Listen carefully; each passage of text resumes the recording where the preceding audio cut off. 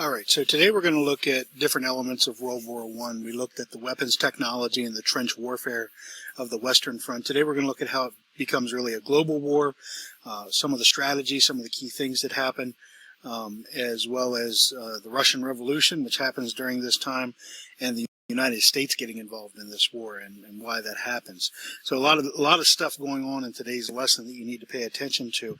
A situation like this, we can't spend time going over a bunch of battles or anything like that, but we do need to get the overall gist of it. So when you look at this as a world war, you can see by the map there is no match. You have the gray is neutral.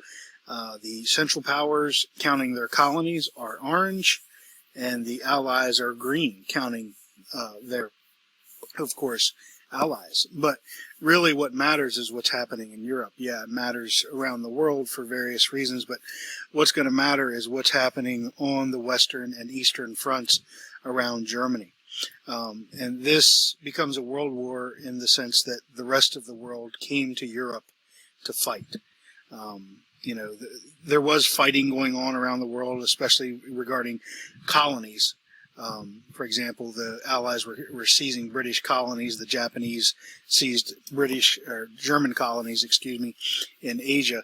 And so that's where a lot of the fighting came outside of Europe. But most of the fighting was done in Europe. And, of course, colonists from various places came to Europe. And you might be like, well, why would these colonists come fight for their mother country? You had Indians, for example, fighting for the British. And you might be like, why would they bother doing that after how poorly they were treated, etc.? And, a lot of them really thought that the mother country, in this case Britain, would feel like so grateful for their sacrifice and their courage that they would be granted more independence within their country. They would be, or outright independence in some cases. They really thought that things would turn for them out of the Europeans feeling grateful. And of course, that was not the case at all. European countries did not want to give up their colonies at all after the war or give them any reward. They felt, in fact, the British, for example, felt it was their duty, the colonists' duty, to participate in this war and do so bravely without expecting any kind of reward. And then you have some sub-things break off of it. And one of the most infamous is the Armenian genocide. So, and of course, this is one of those events in history that kind of gets overlooked and overshadowed. But in the Ottoman Empire, which of course was mostly Muslim, you had Armenians who were allegedly, because they were Christian, were supportive of the Allies. And so they were considered enemies of the Ottoman Empire, and 1.5 million of them were exterminated. So you can see that this war isn't just, what's happening in the main course of the war. A lot of other things are going on as well. So just to refresh your memory regarding the map and strategy and everything, of course, the Germans are trying to get to Paris through Belgium. And of course, Belgium puts up quite a roadblock and makes it difficult. You can see by this one line right here that the Germans do, in fact, get very close to Paris, but they don't make it all the way before they're thrown back and the French dig their trenches to make it very difficult. And then on the Eastern Front, of course, we see the Germans having tremendous success pushing the Russians back. And this war in the Eastern Front, Russia was not equipped for this war. It had the manpower, but it didn't have much else. Russia's leaders were all leaders because they were from important aristocratic families, not because they had earned the job or were qualified. They did not, while Russia had industrialized some, not to the degree that Germany and other European countries had. And so it lacks the ammunition and technology and enough rifles. You had situations where every other soldier got a rifle. The other soldiers like, what do I get? And they're like, nothing. Wait for one of the guys to die and pick up theirs. There was literally battles in this war when it got really bad toward the end where German tanks were attacking the Russians, and the Russians literally had to face between facing a tank or retreating and getting shot by their own people. And they had no guns. So literally you had Russian soldiers picking up sticks and rocks and throwing them at tanks, is how absurd it got. So on the Eastern Front, it's more mobile. There's no trenches hardly anywhere. It's a wide open war. And of course, Russia is not doing well. Now, Russia does well in the beginning. That's largely because the Germans are focused on the Western Front, attacking France, and the Austrians are focused on attacking Serbia. But the Russians come in and do kind of save the day. They get Austria-Hungary out of Serbia. And so they do advance into German territory, but the Battle of Tannenberg, which goes on in German lore as one of the greatest victories in that people's history, ends up beginning the retreat of the Russians, more or less. And so after that point early in the war, we see the Russians are no longer a true threat, more of a menace to the Germans. Then the Ottoman Empire gets involved in the war in early 1915. And you might be like, what do they have to do with it? They're a Muslim empire. They got no beef in this. Well, but you got to remember, they're an empire and they're about territory and expansion. And they don't want to see the Russians succeed, because Russian success, as you can see on the map, could mean them taking more territory away from the Ottomans down the road. So they joined in with Germany and Austria-Hungary to be part of the Central Powers. And the reason the Central Powers had, both sides wanted the Ottoman Empire on their side. But the reason, especially Germany wanted the Central Powers, was because they could be a roadblock. And you see here on the map, the Ottoman Empire, well, blocks off the sea to Russia. And what you end up with is the Allies split apart. France and Britain on one side, Russia on the other. And Russia, once it gets in trouble, needs support, needs reinforcement, needs ammunition, weapons, and the Allies have no way to get it to them because the Ottoman Empire blocks that. The Straits of Gallipoli right here, you have the Allies spending 10 months, several 100,000 lives, trying to open up that strait so that they could get to Russia, and so that Russia had access to its allies, and they failed. And so that's one of the reasons we'll see Russia does poorly in this war. It's not certainly the only reason, but it is, in fact, a reason for that. And so the Ottoman Empire gets involved for generally selfish reasons, and it's going to backfire on them down the road. So you can see soldiers on the Eastern Front here in some of the pictures. What does Italy do? Well, we know Italy at first is with the Central Powers, but it breaks their alliance and in 1915 attacks Austria-Hungary. And again, it's a selfish thing. It's like, what can we get? Who do we think is going to win? And so you throw in with who you believe is going to be the winner, and you join in with them. Of course, it doesn't matter because the Germans help them, and they defeat the Russians, they defeat the Italians. And so, Germany's doing pretty well in this war overall. They just can't beat back the British and French on the Western Front. So things are not going well for Russia in this war, as you can tell. 2.5 million Russians killed, captured, or wounded. Russia is, being bloodied at every turn. And back home in Russia, well, to be quite honest, the people are not happy. The people are dissatisfied with how things are going. And one of the problems in Russia was, look, all the men are all fighting and dying. There's nobody home to do the farm work. The women are destitute. Most of them are widows now.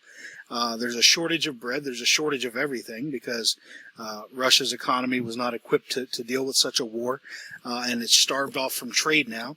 And so the Russian people eventually rise up and revolt against their government. So without trying to spend too much time on this right now, because we have to stay focused on the war, we do have to understand the role the Russian Revolution plays in Russia and with the war.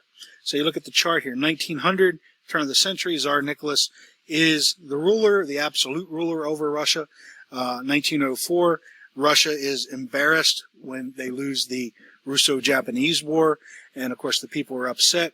You have a revolution in 1905, but it doesn't result in an overthrow of the government.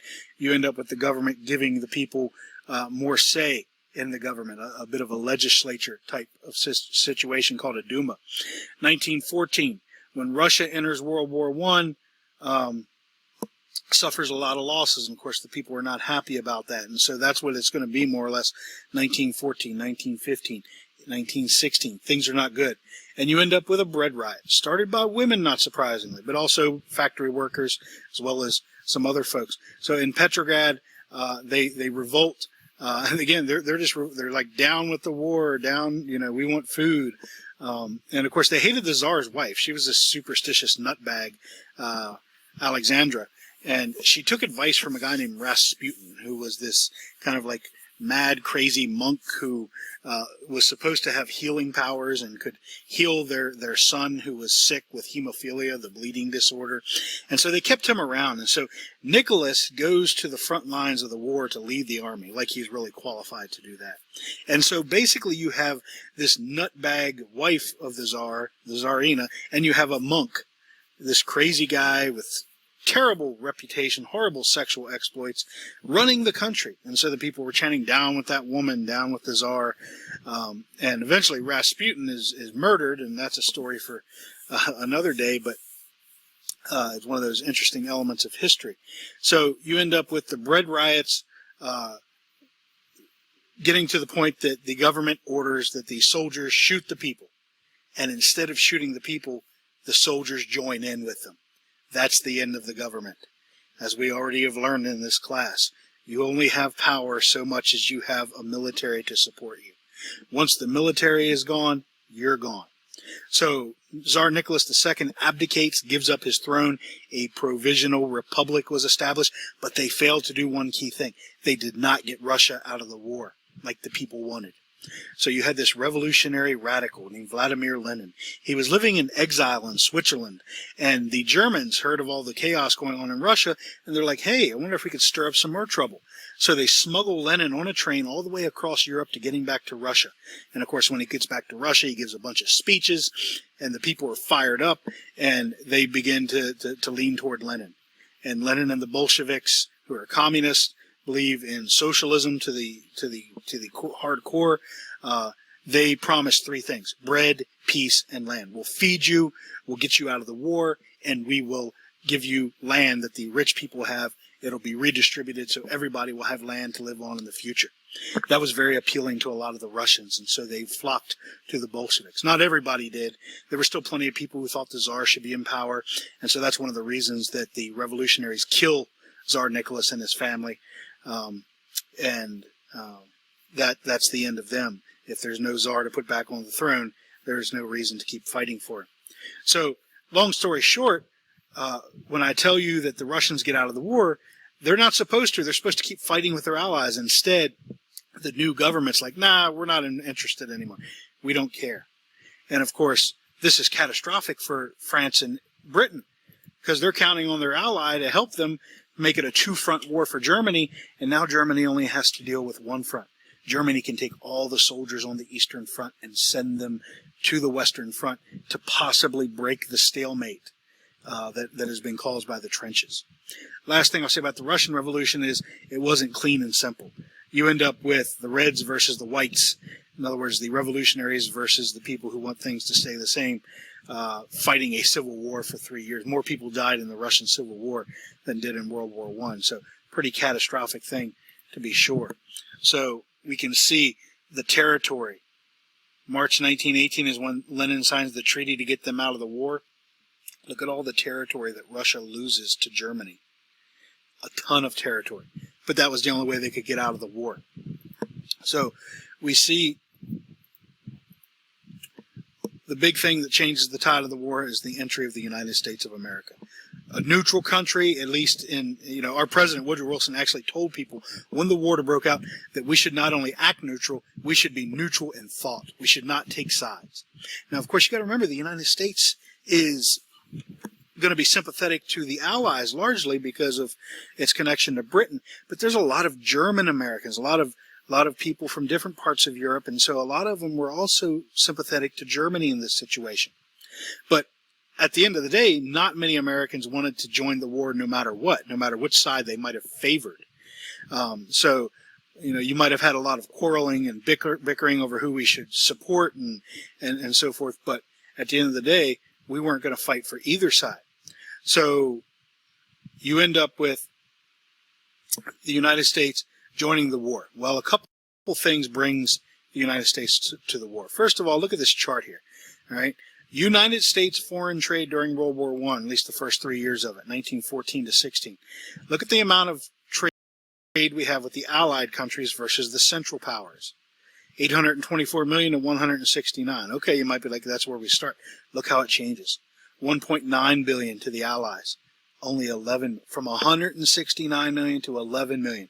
Then a year later, 3.2 billion down to 1.1 million to the central countries. So it shows that even though our government was neutral, that we did not fight for either side, we certainly were trading with one side over the other. And of course, that trade was going to be huge for the Allies as far as resupplying them, as far as giving them the things they need that they maybe can't produce anymore because of the war.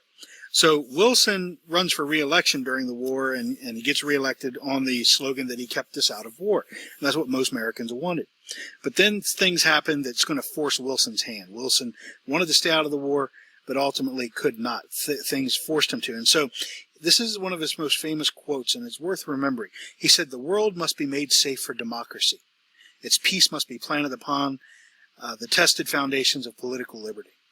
Wilson thought fighting in this war, if you were to fight in it, was pointless to fight in it to gain something. He said, at this point in time, as this war is dragged on, we see how senseless this is and how much senseless the slaughter is. And he says, we really need to have this war have some purpose. That the end of the war needs to bring about some cohesion and a future that is bright. A future of peace. A future where democracy can thrive, people can determine who their leaders are, and we don't have any more of these empires starting wars, like Germany, for example. And so Wilson says if we're going to get involved when the time comes, we need to have this war matter for something. So one of the key things that was happening was unrestricted submarine warfare by the German submarines. So they're sinking ships left and right. Now, if the ship's a warship or it's carrying war contraband and he's in the war, it's totally okay. Problem is they were sinking passenger liners. And the passenger liners were being used to smuggle contraband. And so the Germans were like, well, we're sinking any ship. And so the Lusitania was a British ship, had 1,200 people on it, but it also had about 100 and some Americans on it. And of course, you know how America is. Oh, you can't kill us. That's not right. Anybody else is okay, but not us. And so a lot of Americans get ticked off because of this. And so the United States tells Germany, you need to stop practicing unrestricted submarine warfare. You need to practice restricted submarine warfare. You need to announce to a ship that you're going to sink it, let innocent people get off onto the lifeboats, and then you can sink the ship. Well, yeah, that can work, but you're not going to be as effective. Some ships are going to get away, especially ones traveling in convoys. Some ships, are going to be able to strike back at you because you're going to have to surface to announce your presence. Because you got to understand, a ship cannot outrun a submarine once it's in range. The torpedoes are going to get it. But if you're in a convoy, a pack of ships, a few of them might be able to get away. So the Germans had to adhere to this because they did not want the United States involved. But as the war drags on year after year, the Germans realize they're going to have to take a risk. And so that risk comes in early 1917. You have the Zimmermann Telegraph. So what was going on here was the Germans were going to start practicing unrestricted submarine warfare again. They were going to attack every single ship, no matter who was on it, anything to starve out Britain. That was the idea, to prevent Britain and France from getting supplies. They could starve them out and then use the troops from Russia to break through on the Western Front and force a surrender. That was their idea. But they know if they start sinking ships left and right, it's going to tick the United States off. The United States will get involved in the war. So that's when Arthur Zimmermann comes up with the plan to send a telegram to Mexico. Mexico, the telegram tells them, well, take a look for yourself. We intend to begin on the 1st of February unrestricted submarine warfare. We shall endeavor, in spite of this, to keep the United States of America neutral. In the event of this not succeeding, we make you a proposal of alliance. Make war together, make peace together. You will reconquer the lost territory of Texas, New Mexico, and Arizona. Think about this. Another country was telling Mexico to attack us, that Germany would help them in every way possible, that Mexico would attack the United States, and once the war was over, Mexico would regain all that territory. So much for a wall mattering, right? So you end up with this telegram being intercepted by the British. And they were all too happy to show this to the United States of America. And once the United States saw this, well, it was pretty much a given that it was going to get involved in the war now, because you've just had one side try to get another country to attack us. So this was kind of like the final straw. The other part, as you can see here, that they were even inviting Japan to join their side. And Japan would attack the United States on the west coast while Mexico attacked from the south. Could you imagine our small army at the time, unprepared, untrained, trying to fight off two countries attacking us in two directions? Would have been catastrophic had this telegram not been intercepted. So Germany figures if Mexico attacks us, maybe even Japan joins in, that the United States will be a little too busy fighting for its own territory to be sending troops over to Europe to fight Germany there. And it was a good plan, except that it got intercepted. And of course, Mexico's like, oh, we didn't know anything about this. And of course, here's some political cartoons. You can see the territory being cut off to be given back to Mexico. You can see how much of the territory, what Mexico would look like with those borders.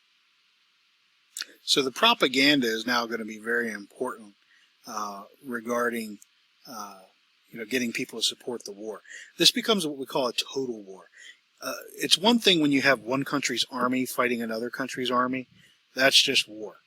But total war becomes, well, the line becomes blurred because you need everybody involved, even people who aren't fighting. So you need women to go to work in factories and do other things that the men were doing because the men are now fighting. You need to devote resources to winning the war. You need people to buy war bonds. Okay, so that would be like where you give the government $100 for a war bond, a government bond, and then after the war they'll give you $110 back. The government wins because it gets money that it needs now, and you win because you make money later. Of course, if your country loses, like Germany did, you end up losing out on your money. It's kind of a gamble a little bit, I guess. So you end up with everybody sacrificed. Of course, this makes everybody a combatant. So when civilians get killed in a total war, you can't really say civilians have been killed because they were helping the war effort, and therefore they were fair targets. And you'll see that again in World War II. But you can see some of the propaganda here. Beat back the Hun with Liberty bombs. Destroy this mad brute, right? You always make the enemy look like a monster when you deal with propaganda to get people brainwashed, right? Enlist. You can help stop this, right? He's raping Lady Liberty, this filthy German monster. And so you end up using propaganda to get people to support the war and to see the enemy as a monster. So what happens when the United States gets involved? Well, nothing at first, because the United States Army is so small at this time that we have hardly any troops to spare. We have to raise up an army, train the army, equip the army, and send it across. It was going to take 6 months. The problem was, and Germany was right about this, 6 months, Germany felt if they could use unrestricted submarine warfare, they could defeat the Allies. They could starve them out with the unrestricted submarine warfare, and it was true. So the United States declares war in April of 1917, but doesn't really help physically in any way until 18. The biggest thing, though, was the psychological boost. Of course, the money and supplies are important, but imagine being a British or French soldier in the trenches. You've been there for years, and, it's just constant, feeling of this war's never going to end, and then all of a sudden, here comes a platoon of American soldiers. Fresh. They don't know how to fight. They don't know anything about the war, but boy, they're on your side. So the psychological element of this is the most important thing early on. It gives them a boost, and it allows them to feel confident that the war is going to go their way. And of course, the Americans are getting their stuff together. They're sending supplies over. They're sending the ships over in convoys so that the U-boats don't do as much damage. And you end up with the war turning in the Allies' favor because of that.